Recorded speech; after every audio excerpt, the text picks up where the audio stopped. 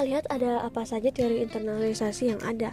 Yang pertama ada Uppsala Model, kedua ada Network Model, ketiga Born Global, ketiga OLI Framework, keempat Globalization, dan yang terakhir ada The Cost Analysis Model. Untuk Uppsala Model, teori ini dilakukan secara bertahap di mana perusahaan masuk ke pasar asing secara perlahan, dimulai dari negara yang fisiknya dekat atau secara budaya atau geografinya. Mereka melakukan pendekatan low risk entry dengan akumulasi pengetahuan dasar. Lalu yang kedua ada network theory, di mana perusahaan menginternasionalisasikan melewat koneksi dengan supplier lokal, distributor, atau pemerintah dan community. Lalu yang ketiga ada Born Global Model, di mana model ini menetapkan mindset dunia sebagai target market dari awal, di mana mereka menetapkan bahwa dunia adalah satu market. Lalu untuk the cost analysis model, mereka memfokuskan untuk meminimalisir biaya. Dan yang terakhir untuk localization, yang merupakan gabungan dari global dan local, mereka melakukan produk dengan standar global yang diadaptasikan untuk disesuaikan dengan local marketnya masing-masing. Lalu yang terakhir ada OLI Framework atau Ownership Advantage, Location Advantage, dan juga Internalization Advantage. Untuk ownership advantage ini merupakan keunggulan yang dimiliki perusahaan seperti merek global, paten, teknologi, dan yang lainnya. Untuk location advantage ini merupakan alasan memilih lokasi produksi atau operasi di negara tertentu dengan mempertimbangkan faktor seperti biaya produksi, pasar yang besar, bahan baku, dan insentifnya. Lalu untuk yang terakhir yaitu internalization advantage merupakan alasan mengelola langsung operasi asing seperti bukan license atau franchise untuk menjaga kontrol kualitas, efisiensi, dan keamanan teknologi yang dimiliki perusahaan. OLI dalam entry mode strategy ini memiliki beberapa rekomendasi. Contohnya, jika location-nya rendah dan internalization-nya rendah, maka entry mode yang cocok merupakan ekspor. Sedangkan jika ownership-nya ada dan internationalization-nya rendah, disarankan menggunakan licensing. Atau jika O, L, dan I-nya ini tinggi, yang dimana itu ideal untuk melakukan kontrol penuh, disarankan untuk melakukan FDI atau Foreign Direct Investment. Selain itu juga terdapat beberapa tingkatan dalam pengembangan kompetitiveness sebuah perusahaan, yaitu adalah makro, meso, dan juga mikro. Faktor makro merupakan hal-hal yang mempengaruhi daya saing internasional perusahaan pada tingkat makro seperti kondisi ekonomi negara, kebijakan pemerintah, perubahan teknologi, sampai perubahan demografi, dan dianalisa menggunakan Diamond Porter. Lalu untuk tingkat meso merupakan faktor-faktor seperti industri dan pasar, pesaing dan kompetitor, jaringan dan kemitraan, sumber daya dan kemampuan, dan digunakan analisis Porter's Force. Lalu untuk tingkat mikro merupakan strategi bisnis, kemampuan dan sumber daya internal, budaya dan nilai-nilai perusahaan, sampai kepemimpinan dan manajemen perusahaan itu sendiri yang dilakukan dengan customer perceived value serta competitive triangle. Mari kita bahas secara bersama-sama mengenai the Diamond Model yang merupakan ekspansi dari diskusi competitiveness. Hal ini berfokus dan merujuk pada location advantage dan menjadikan sebuah home country menjadi framework for the fundamental dari motivasi sebuah firms untuk internasionalisasi. Ini dibuat oleh Michael Porter dan memiliki beberapa faktor. Yang pertama ada production factor conditions, kedua home climate conditions, ketiga supporting industries, keempat firm strategy, structure, dan rivalry. Lalu ada dua lagi faktor tambahan yang akan dijelaskan selanjutnya. Salah satu faktor penting dalam membangun daya saing global sebuah perusahaan adalah bagaimana kondisi negara asalnya. Faktor pertama, production factor conditions. Menurut Porter, kualitas sumber daya lebih penting daripada kuantitas, seperti negara Jepang, walau miskin akan sumber daya, tetapi bisa unggul lewat efisiensi dan inovasi, seperti Toyota dan Sony. Bahkan, keterbatasan sumber daya bisa jadi pemicu inovasi. Porter menolak teori lama yang menyebut hanya negara kaya yang dapat unggul.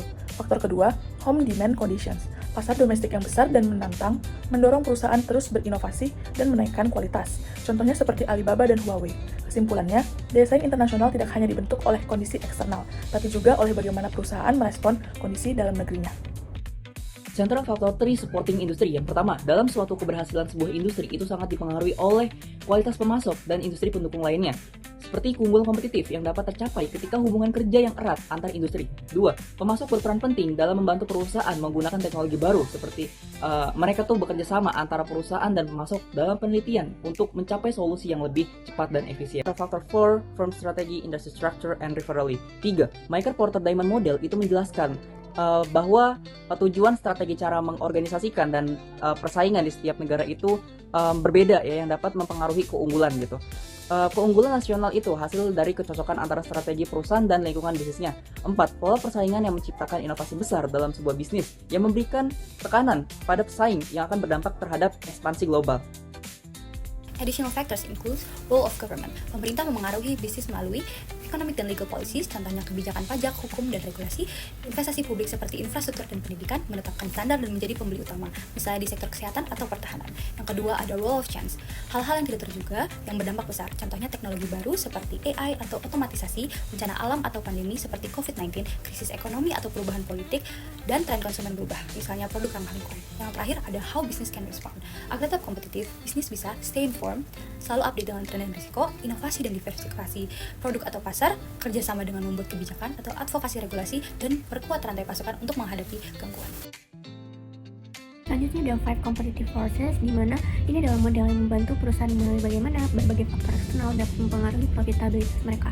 Ada 5 faktor. Yang pertama itu ada threat of new entrants, bargaining power of suppliers, bargaining power of buyers, threat of substitutes, dan industry rivalry. Dan selanjutnya ada the 5 source model, di mana ini adalah kerangka kerja yang digunakan untuk menganalisis faktor-faktor utama yang mempengaruhi strategi dan keunggulan kompetitif sebuah bisnis. Dan faktor yang dianalisis adalah antara lain internal resources, market trends, industry dynamics, technological changes, dan regulatory and political factors.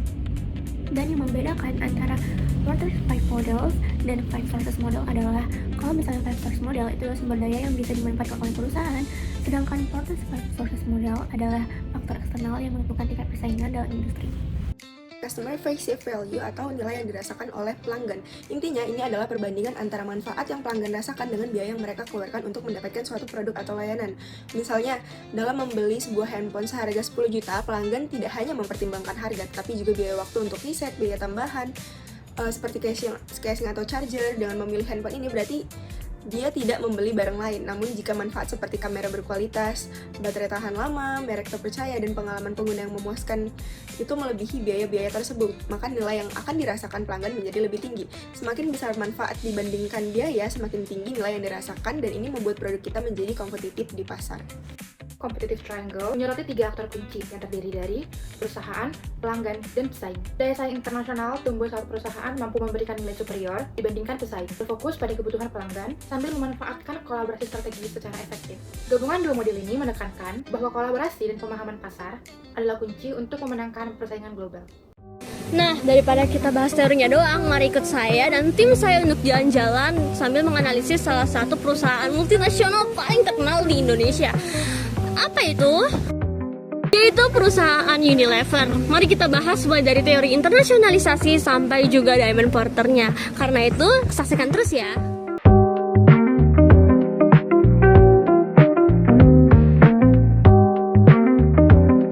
Unilever masuk Indonesia pada tahun 1993. Awalnya sebagai perusahaan sabun bernama Lever Zeff Brand-Kin. Sekarang mereka punya puluhan merek seperti Lifebuoy, Pepsodent, Royco, sampai Sunsilk. Salah satu strategi masuk pasar yang digunakan oleh Unilever yaitu FDI atau Foreign Direct Investment, di mana mereka mendirikan anak perusahaan penuh dan juga membangun pabrik sendiri, yaitu PT Unilever Indonesia Terbuka. Nah, selanjutnya kita bakal bahas tentang Porter 5 Forces, di mana dari namanya aja kita tahu ada 5 potensi ya untuk menganalisis daya saing industri. Nah, untuk yang pertama ini ada pendatang baru. Untuk pendatang baru untuk perusahaan Unilever itu ada ancaman tetapi kecil. Unilever udah cukup kuat sebagai brand dan juga skala produksi serta distribusinya. Terus yang kedua itu ada kekuatan pembeli. Untuk kekuatan pembeli dari Unilever sendiri ini udah tinggi, yang mana konsumen bebas memilih produk lain. Jadi Unilever harus tetap inovasi. Nah, yang ketiga ada namanya kekuatan pemasok. Kekuatan pemasok ini untuk Unilever sendiri itu rendah, yang mana Unilever punya banyak pilihan supplier dan daya tawar yang besar. Selanjutnya ada produk substitusi, yang mana untuk Unilever sendiri cukup tinggi dan banyak alternatif dari produk lokal serta produk homemade lainnya. Dan untuk yang terakhir ada rivalitas industri. Untuk rivalitas sendiri ini cukup tinggi, yang mana mereka itu bersaing ketat dengan P&G, Wings, dan brand besar lainnya. Nah, sekarang kita membahas kenapa Indonesia menarik untuk membuat Unilever menurut Porter's Diamond. Salah satu contoh produknya adalah Ultramilk ini, dan jawabannya adalah karena Indonesia punya bahan baku lokal dan juga tenaga kerjanya yang murah. Selain itu, pasarnya juga lebih besar, lebih konsumtif dan juga urban. Supplier lokalnya juga banyak, jadi operasionalnya menjadi lancar. Selain itu, persaingannya ketat menjadi Unilever terus berinovasi. Pemerintah dukung investasi asing dan juga secara pandemi bikin produk kayak sabun makin dibutuhkan. Jika kita lihat dari competitive triangle, Unilever itu menempatkan posisi pelanggan strategis mereka seperti konsumen, yang artinya mereka mencari produk yang terjangkau dan tentunya berkualitas. Jika dilihat dari sisi perusahaan, Unilever itu beradaptasi produk seperti Royco Rasa lokal dan Sunsilk hijab, yang artinya mayoritas Indonesia itu menganut agama Muslim. Makanya di sini disebut Sunsilk hijab. Dan terakhir pesaing ya, itu seperti Wings, P&G dan produk e-commerce lokal. Oke, sekarang langsung saja kami akan menginterview salah satu pegawai retail yang ada di Indonesia untuk mengetahui seberapa relate sih produk-produk dari perusahaan Unilever di market Indonesia. Halo Kak, aku izin untuk bertanya beberapa hal ya Kak. Untuk pertanyaan pertama, dari antara produk-produk Unilever yang ada di sini seperti Bango, Walls, Pepsodent, Royco, produk apa sih yang paling sering dibeli dan paling laku gitu? Kalau di sini kan ini lingkungan kampus ya, paling banyak mahasiswa yang belinya es krim, Walls, iya. Oke, tadi kan kakaknya bilang Walls. Menurut kakak, iklan dari Walls ini relate nggak sih sama kita, sama masyarakat Indonesia? Relate banget ya tentunya, apalagi kalau musim panas ya kita seger banget kan tuh makan es krim, panas-panas gitu sih Kak. Untuk pertanyaan terakhir, ada nggak sih promo terpisah yang diadain Unilever di sini? Kalau ada, menurut kakak gimana? Kalau di sini kan Indomaretnya beda ya, jadi nggak ada promo. Tapi kalau yang di toko-toko luar, toko yang biasa itu ada promonya. Kadang bisa diskon up to 50%, kadang buy one get one. Jadi oke banget ya kalau untuk promonya. Oke Kak, segitu aja pertanyaannya. Terima kasih. Dalam sisi konsumen, Unilever mempunyai customer perceived value yang tinggi, dikarenakan mereka menyediakan produk berkualitas dengan harga yang terjangkau dan juga mudah didapat, serta semakin didukung oleh kampanye sosial yang sangat menyentuh, seperti edukasi mencuci tangan dan juga kesehatan gigi. Nah, untuk teori internasionalisasinya sendiri, PT Unilever ini paling cocok untuk dianalisis dengan OLI Framework atau Ownership, Location, dan Internalization. Untuk ownership, mereka lakukan dengan branding yang kuat dan sistem produksi yang efisien seperti just in time dan smart production system, di mana mereka bisa detect warehouse-nya dan segala macam. Lalu ada juga locationnya tentu di Indonesia dengan pasarnya yang sangat besar dan juga memungkinkan, dan resource-nya pun yang banyak. Lalu ada juga internalization ini dilakukan dengan FDI atau foreign direct investment, di mana mereka yang wholly owned pabriknya sendiri. Lalu mereka juga melakukan localization, di mana mereka menggabungkan globalisasi dengan lokalisasi yang disesuaikan dengan pasarnya. Dan yang terakhir adalah network theory, yaitu dengan bekerja sama dengan supplier lokal.